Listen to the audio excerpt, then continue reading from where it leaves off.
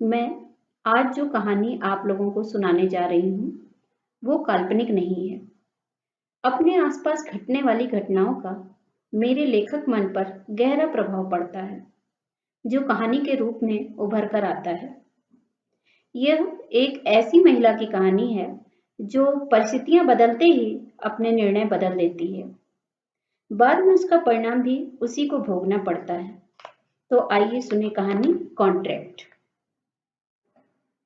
जब से मुझे पंखुरी की विचित्रता का समाचार मिला है, मैं मन ही मन बेहद दुखी हूँ तथा ये जानने को भी बेचैन हूँ कि आखिर ऐसा कौन सा मानसिक तनाव हो गया कि पंखुरी अपने ऊपर से अपना नियंत्रण ही खो बैठी। बचपन से ही वह अपनी सुंदरता और मेधा की वजह से सबको प्रभावित कर लेती थी। साधारण से परिवार में जन्मी पंखुरी असाधारण थी। माँ कृष्णा और पिता सुरेश अपनी रूपवती कन्या के जन्म पर हर्षातिरेक से भर उठे थे। जो भी नवजात कन्या को देखता उसकी प्रशंसा किए बिना नहीं रहता। सबको लगता यह हीरा इस गरीब के यहाँ कहाँ से आ गया। समय के साथ पंखुरी बड़ी होने लगी। सुंदरता के साथ साथ उसके ज्ञान का भी परिचय मिलने लगा। सरकारी स्कूल में अध्ययन करते हुए वह हमेशा अपनी श्रेष्ठता का परिचय देती। स्कूल से कॉलेज तक का सफर उसने बहुत जल्दी पूरा कर लिया। या हो सकता है कि उसकी सफलताओं की लंबी सीढ़ी ने समय की गति को महसूस न होने दिया हो। माता पिता की कमजोर आर्थिक स्थिति कभी भी उसकी पढ़ाई में बाधा नहीं बनी। भाग्य की धनी थी। एक तो गुरुओं का वरदहस्त उसके ऊपर था, दूसरे पंखुरी को लगातार स्कॉलरशिप मिलती रही। नहीं तो साधारण सा मैकेनिक पिता अपनी कन्या को कहां तक शिक्षा दे पाता।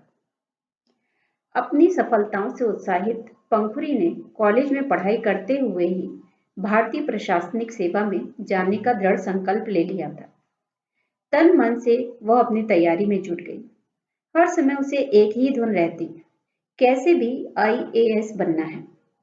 फिर अपनी मेहनत के आगे उसे पता ही नहीं चला कि कब रात हुई और कब सुबह, कब दीपावली आकर गुजर गई और कब अन्य त्योहार।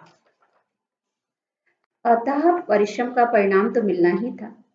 पहले ही प्रयास में लिखित परीक्षा में तो उसका चयन हो गया, लेकिन साक्षात्कार में उसे सफलता नहीं मिल सकी थी।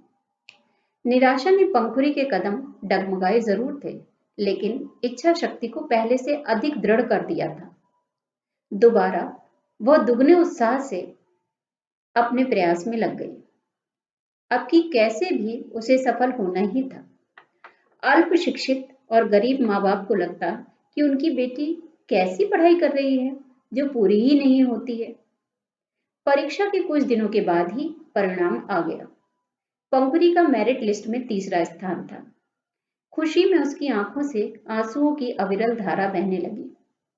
दौड़कर माँ को हृदय से लगा लिया, पिता के चरण स्पर्श किए, बधाइयों का तांता लग गया। माँ बाप की खुशियां छलकी पड़ती थी।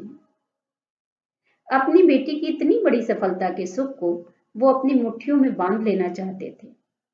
टीवी और अखबार वालों की उनके छोटे से घर के आगे लाइन लग गई। पंखुरी ने बचपन से ही मुझे हमेशा अपनी खुशियों, अपने संघर्ष और चिंताओं से परिचित करवाया था। मेरे छोटे मोटे सुझाव और सहयोग उसके लिए हमेशा अमूल्य रहे। उसके जीवन का शायद ही कोई ऐसा महत्वपूर्ण क्षण हो जो उसने मेरे साथ शेयर ना किया हो। आईएएस की ट्रेनिंग में ही उसका परिचय अपने ही समान सीधे सरल प्रभात से हुआ। दोनों की सरलता और सहजता एक दूसरे को निकट लाई और ट्रेनिंग पूरी होते होते दोनों परिणय सूत्र में बंध गए। नई उमंग और विश्वास के साथ नव दंपत्ति ने अपनी गृहस्थी और कार्यभार संभाला। उनके जीवन में स्नेह, सामंजस्य और समझदारी सब कुछ था।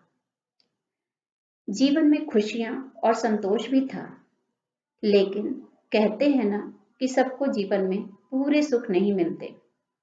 शायद इसीलिए विवाह के 5 वर्ष बाद भी पंखुरी और प्रभात का आंगन सूना था। जब वो अपने मित्रों के घरों में नन्हे मुन्नू को देखती तो उसका हृदय भी उस सुख के लिए छटपटाता। वो चुपचाप अनाथालय जाती और वहां पर बच्चों को कुछ न कुछ अवश्य दे आती, लेकिन इन सब से उसका अंतस संतुष्ट न हो पाता था। जब भी वो प्रभात से इस विषय पर बात करती, प्रभात उसे समझाता कि अभी अपने विवाह को समय ही कितना बीता है, ईश्वर पर भरोसा रखो। लेकिन पंखुरी का विश्वास ईश्वर से डगमगाने लगता। डॉक्टर के पास जाकर उसने अपने सारे चेकअप करवा डाले। ढेर सारी रिपोर्ट्स इकट्ठा हो गई, मगर हर डॉक्टर का लगभग एक ही जवाब था कि आप मां नहीं बन सकती। कोई दैवीय चमत्कार ही आपको मां बना सकता है। पंखुरी की खुशियों पर ग्रहण लग गया। स्वभाव में कुछ खींचपन आ गया। काम में भी मन नहीं लगता। सारे देवी देवता पूज डाले। न जाने मन ही मन कितनी मन्नतें मानी, मगर परिणाम शून्य ही रहा। न दैवीय चमत्कार हुआ और न ही किसी की दुआ काम आई। इस तरह 2 वर्ष और बीत गए। एक दिन शाम को पंखुरी और प्रभात अपने बंगले में अकेले बैठकर डूबते हुए सूरज को निहार रहे थे। दोनों के मध्य सन्नाटा पसरा हुआ था। दोनों ही मौन रहकर एक दूसरे की वेदना का अनुभव कर रहे थे। तभी प्रभात के बचपन का मित्र स्पर्श उनसे मिलने आया। उससे उन लोगों के जीवन में उत्पन्न हुए इस अभाव का बेहद दुख था। किसी भी तरह वह उन लोगों की समस्या हल करना चाहता था। उसने पंखुरी को सुझाव दिया कि यदि वह चाहे तो प्रभात का अंश उसके आंगन को गुंजायमान कर सकता है। पंखुरी की आंखों में आश्चर्यपूर्ण चमक आई। स्पर्श ने उसे सरोगेट मदर का सुझाव दिया। पंखुरी को लगा कि आखिर आज तक उसके मन में ऐसा विचार क्यों नहीं आया। उसे लगा कि स्पर्श की बातों में कुछ दम तो है। वो सीरियस होकर सोचने लगी और प्रश्न यह था कि सरोगेट मदर बनने के लिए किससे ढूंढा जाए। लौट फेर कर जिम्मेदारी स्पर्श को ही सौंपी गई। उसने लगातार ऐसी महिला की तलाश भी की, लेकिन सफल ना हो सका। अंत में उसने अपनी पत्नी को ही मनाने की कोशिश की। उनका एक बेटा पहले से ही था। स्पर्श के प्रस्ताव को सुनते ही उसकी पत्नी ईशा क्रोध से विफर उठी। बोली, समाज सेवा का ठेका क्या आपने ही ले रखा है? ऐसी कितनी ही गरीब महिलाएं मिल जाएंगी जो पैसे लेकर इस काम को खुशी से करने के लिए राजी हो जाएंगी। आप मेरा इस्तेमाल क्यों करना चाहते हैं? दूसरे का बच्चा अपनी कोख में? ना बाबा ना, मुझे अपने से ही घृणा हो रही है। बात आई गई हो गई। स्पर्श ने पंखुरी और प्रभात को सारी सच्चाई बता दी थी। एक दिन सुबह सुबह ही दोनों लोग ईशा से मिलने आ गए और याचक की भांति ईशा के आगे हाथ फैला दिए। ईशा की दृढ़ता धाराशायी हो गई और उसे पंखुरी की भरी हुई आंखों के सामने समर्पण करना पड़ा। अंततः उसने स्पर्श के प्रस्ताव पर अपनी स्वीकृति की मोहर लगा दी। पंखुरी के कहने पर ही वकील को बुलाकर कागजी कार्रवाई भी हो गई तथा कॉन्ट्रैक्ट साइन हो गया। कुछ ही दिनों में ईशा की कोख में नन्हा जीव कुलबुलाने लगा। पंखुरी के जीवन में नया परिवर्तन आया। वो सुबह दोपहर शाम ईशा को फोन करके नियंत्रित और पौष्टिक खान पान की सलाह देती। इतना ही नहीं, उसकी हर सुविधा का ध्यान रखती। उसकी आंखों में बस अपना नन्हा शिशु बसा रहता। पेट का आकार ईशा का बढ़ रहा था, लेकिन सिहरन पंखुरी महसूस कर रही थी। एक दिन अचानक उसे लगा कि जैसे उसके शरीर में भी कुछ परिवर्तन हो रहा है। उसे लगा कि यह मात्र उसका भ्रम है, लेकिन भ्रम बढ़ने लगा। आखिर वह टाल ना सकी और डॉक्टर के पास गई। डॉक्टर के पास जाने पर दोनों ही आश्चर्य से भर गए, क्योंकि पंखुरी गर्भवती थी। कुदरत का चमत्कार हो चुका था। बच्चे की कल्पना ने उसमें हार्मोनल परिवर्तन ला दिए थे, जिसके कारण वह मां बनने वाली थी। पंखुरी और प्रभात दोनों ही नए सपनों की दुनिया में खो गए। कुछ ही दिनों में पंखुरी को लगने लगा कि अब ईशा के एहसान की क्या आवश्यकता।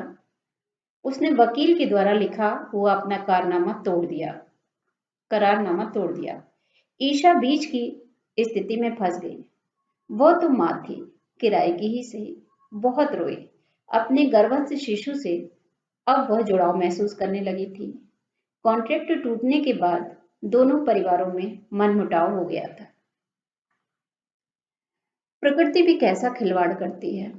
एक दिन सीढ़ियों से उतरते समय पंखुरी का पैर फिसला और उसका गर्भस्थ शिशु नष्ट हो गया। खुशियां एक बार उसके दरवाजे पर आकर पुनः लौट गई थी। हाँ, उसे मातृत्व का एहसास जरूर करवा गई थी। निराश सी पंखुरी पुनः ईशा के पास पहुंची थी अपने बच्चे को पाने के लिए। लेकिन अब तक ईशा उस बच्चे से बहुत ज्यादा जुड़ चुकी थी। उसने कहा, मेरी कोख का इस्तेमाल भले ही हुआ हो, लेकिन अब मैं अपने बच्चे को किसी हालत में नहीं दे सकती। पंखुरी रोई, गिड़गिड़ाई, लेकिन कॉन्ट्रैक्ट तो पहले ही टूट चुका था। दोनों का आपसी सामान्य रिश्ता भी नहीं बचा था। किसी ने उसे अनाथ बच्चे को गोद लेने की सलाह दी, तो किसी ने रिश्तेदार के बच्चे को, लेकिन वह नहीं मानी। निराशा उसे धीरे धीरे विक्षिप्तता की ओर ले जाने लगी। उसका बहुत इलाज हुआ। कभी वह सामान्य रहती, तो कभी सामान फेंकती। सभी लोग उसके तनाव से परिचित थे, मगर विवश थे। इलाज चल रहा था। पंखुरी सामान्य तभी हो पाई जब पुनः नई कोपल ने उसके गर्भ में जन्म लिया।